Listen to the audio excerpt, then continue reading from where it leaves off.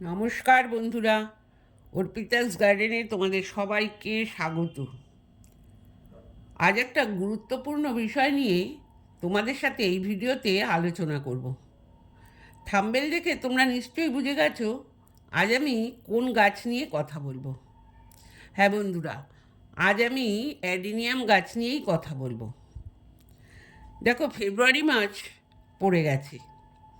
এই সময় আমাদের অ্যাডেনিয়াম গাছের সঠিক প্রুনিং এবং রিপোর্টিংয়ের কাজটা কিন্তু করে ফেলতে হবে।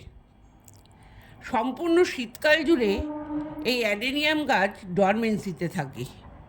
এই সময় আমরা এই গাছে সেভাবে কোনো রকম খাবার বা জল দিই না, কিন্তু এই ফেব্রুয়ারি মাস পড়ার সাথে সাথে এই অ্যাডেনিয়াম গাছ তার ডরমেন্সি পিরিয়ডটা কাটিয়ে ওঠে। এই সময় আমাদের এই অ্যাডেনিয়াম গাছের সঠিক পরিচর্যা করতে হবে। তাকে পরিচর্যা করার জন্য আমাদের এই গাছের প্রুনিং এবং রিপোর্টিংয়ের কাজটা আমাদের করতে হবে। দেখো, আমার এই অ্যাডেনিয়াম গাছটায় ফুল আছে। ফুল থাকলেও গাছের ডালগুলো কিন্তু যথেষ্ট লম্বা হয়ে গেছে, গাছের শেপটাও নষ্ট হয়ে গেছে। আমি আমার এই গাছটার প্রুনিং করব। আমাদের কিন্তু ফুল থাকলেও আমাদের মায়া করলে চলবে না, আমাদের এই সময় এই অ্যাডেনিয়াম গাছের প্রুনিং করতে হবে। দেখো, গাছের যে মূলটা বা শেকড়টা সেটাও কিন্তু এই এক বছরে যথেষ্ট বৃদ্ধি পেয়েছে। বৃদ্ধি পাওয়ার জন্য কিন্তু আমার যে প্লাস্টিকের টপটা কিন্তু ফেটে গেছে। অর্থাৎ এই সময় আমার এই গাছটার রিপোর্টেরও প্রয়োজন। এই গাছটার আমি প্রুনিং এবং রিপোর্টিংয়ের কাজটা করব। আজ আমি তোমাদের বলবো আমরা এই অ্যাডেনিয়াম গাছ যখন রিপোর্ট করব, সেই রিপোর্ট করার সময় আমরা কী জাতীয় মাটি বা মিডিয়া ব্যবহার করব, বা সেই মাটিটা আমরা কিভাবে তৈরি করব। দেখো, অ্যাডেনিয়াম গাছের মাটি তৈরি করার জন্য আমরা কিন্তু বেশ কতগুলো জিনিস ব্যবহার করব। দেখো, প্রথমেই আমরা নিয়ে নেব আমাদের গার্ডেন সয়েল। আমাদের বাগানের যে সাধারণ মাটি সেই মাটি নিয়ে নেব 25%।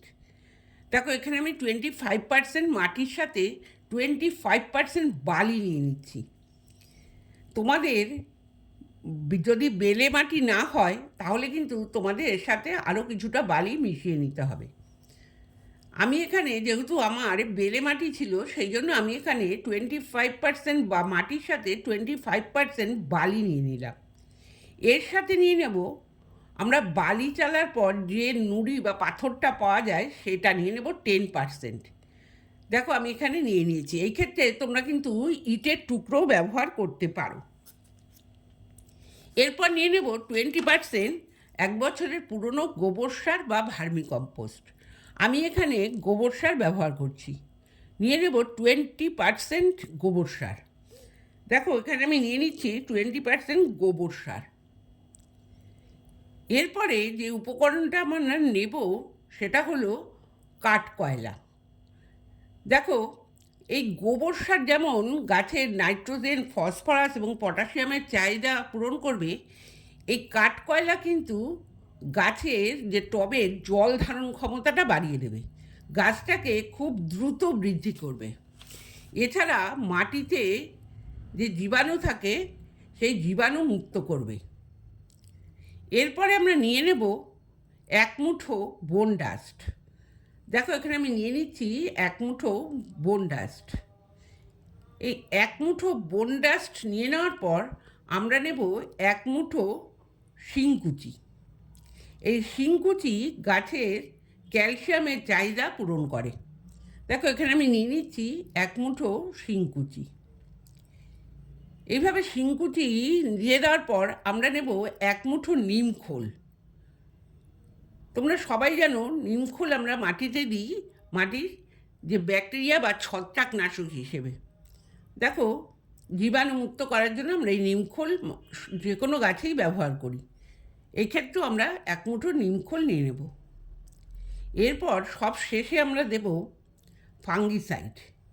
আমি এখানে নিয়ে নেব ঠিক 2 চামচের মতো ফাঙ্গিসাইড, সাব ফাঙ্গিসাইড। তোমরা কিন্তু এই ক্ষেত্রে ট্রাইকোডার্মা ব্যবহার করতে পারো। আমার কাছে এই মুহূর্তে ট্রাইকোডার্মা না থাকার জন্য আমি কিন্তু এখানে সাব ফাঙ্গিসাইডটাই ব্যবহার করছি।